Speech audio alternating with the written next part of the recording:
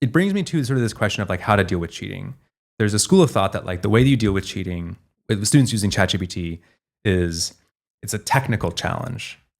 We need to come up with policies and academic integrity procedures, and we need to identify the perfect detector tools. Right. And we need to design foolproof assignments where students can't use ChatGPT to cheat.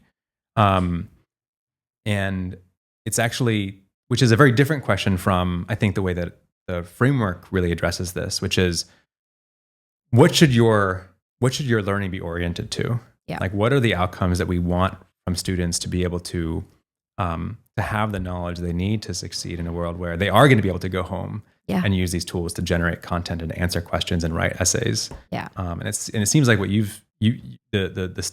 place where you've planted the flag is durable skills. Yes. Communication and collaboration and creative problem solving, self-agency. Yeah. And then so the answer to how do I deal with cheating is more like, well, how do you adapt your assignments to focus on building those durable skills?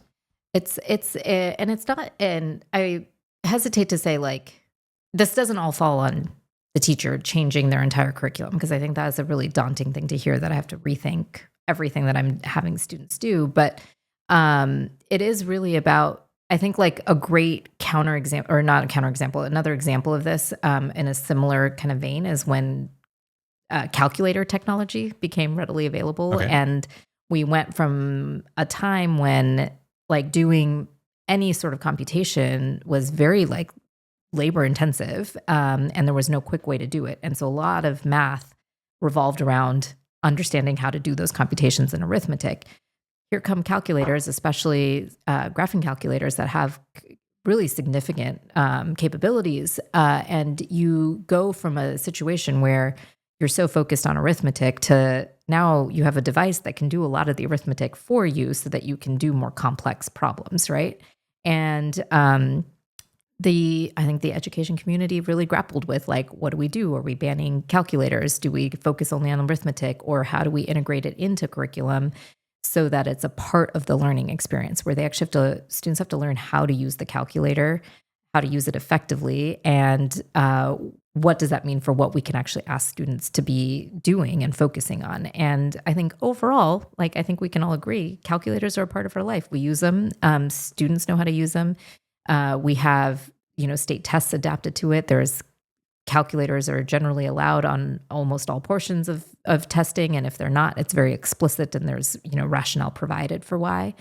And so I think of that, and I think we can learn a lot from that. Like, we've done this as a society where we've kind of welcomed this technology in. That's kind of opened a lot of access and doors to what we can do and how we focus. And so similarly with, I think, AI tools, it's, I think if we try and close the door to it and say, this is not allowed and we should not be using it, we should just have really strict policies in place, just inviting people figuring out how to work around that instead of it becoming something that we welcome into learning spaces as a tool. And we teach students how to be using it, how to think about using them effectively, and for teachers to then be thinking about like, what do we need to do in our coursework that needs to change potentially, that can stay the same, that leverages this tool. Just like in math, we have a shift. Like, there is a distinction, I think you can see in what was taught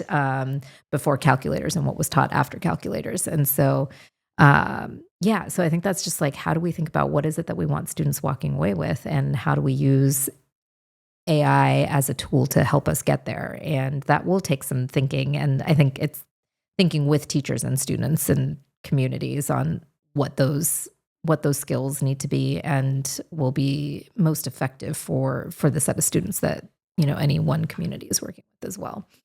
Because some of the questions that I'm grappling with is, if we're going to go and say, well, we need to build around these tools in the same way, like if we use the calculator example, well, if you're going to make assignments that are implicitly or explicitly requiring a calculator, we have to make sure every student has access to a calculator. Yeah. And I think we're not quite there yet, in schools. And so it's like, that's a conversation we have to have sooner or later. Yeah. But my worry is that for many schools, they're actually not even there yet. Like Yeah. they kind of need to sort of operate a few steps earlier. And then there's also this question of, while the calculator I think is an apt analogy for many reasons, there's something about language models, and I think this is why it's had this zeitgeist moment, way bigger than the calculator, right? Yeah. I mean, the calculator I think was a very big moment for educators, but most people outside of education probably didn't realize or couldn't even tell you what a TI-89 is. Right. Everybody's paying attention to ChatGPT. Yeah. And that's because there's something just in our guts. It's like when you see it write essays and press releases and marketing memos and poems and songs, and emails and love letters and wedding plans and itineraries. Like there's a breadth of application. Yes. That I wonder if we might need to preserve the experience of not being able to do something, because if the learning in school is basically, how do I use these tools to basically make everything easy? Mm-hmm. And then if everything becomes easy, Yeah. I feel like part of the point of school is also just sort of like the process of, creative struggle and Yes. productive struggle. Yeah. And it seems to me that there's more to education than just how do we make your life as efficient as possible. Oh yeah, 100%. And I think that's that goes back to what you're saying. Is like, what are the outcomes that we're driving towards with being in school and for students to have, right? And I think there's just like a lot of work to be done around continuing to foster curiosity and problem solving. And so I don't like, in no way do I ever advocate for like schooling should revolve around how to like integrate AI tools in everything that we do. But it's actually like the step above that, which is, how do we think about when we want to use this and why we want to use it? And is it aligned to the kind of goals that we have as a school and for our community and for our students? And being really thoughtful about that process before even bringing anything in front of students. And I think it's really important to actually, especially for our older grades, older students, like they should be a part of the conversation. They are experiencing it outside of school, most definitely. And so like, how do we actually be really transparent about it with students and have them partake in the solution making, because that is actually the thing that we are wanting to prepare them for. And here we have an opportunity to really have their voice be centered also in kind of like how we think about solutions around this.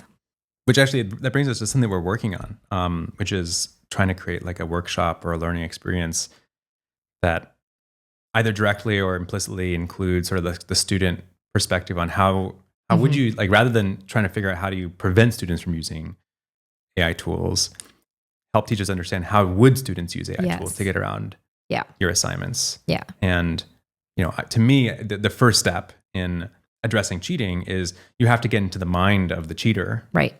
And for the most part, they're not evil, conniving, mischievous people. They are, enterprising kids who have soccer practice or band or friends, and, like this assignment where they have to write a book report about someone that they don't really care about. Yes, they're not going to want to do it. And it feels like they just have to go through the motions, and it doesn't feel like relevant to what they're interested in. And so, sure, they're gonna. It's also just, I think it's unfair to, the idea that like you can literally type in a sentence and press enter and get an entire assignment. Like, so now we are it's like the analogy I've used once with somebody, which maybe resonates with educators, is vaping. And so if someone's like addicted to nicotine, and we're telling them, okay, well, we don't want you to use nicotine. But then they are in this world where in front of them is like, a whole matter of, vapes right in front of them. Yeah. And they're flavored, they're candy flavored. And, even very disciplined adults struggle with quitting nicotine, as unfortunately a lot of high school students these days as well. Yeah. But it strikes me as like it's really hard to expect a student to like be able to resist the tantalization the Right. tantalizing opportunity of like, one sentence, press enter. Yeah. And so, it's, to me, there's like actually a sense of almost respect of like, this is not a value judgment on, you're a bad person for trying to Right. get around the assignment, but actually designing an assignment that's like, where they can't just type one sentence and press enter Exactly. is almost like, it's helping them get to the right approach to learning Yeah. without sort of expecting them to sort of be holier than thou. Right.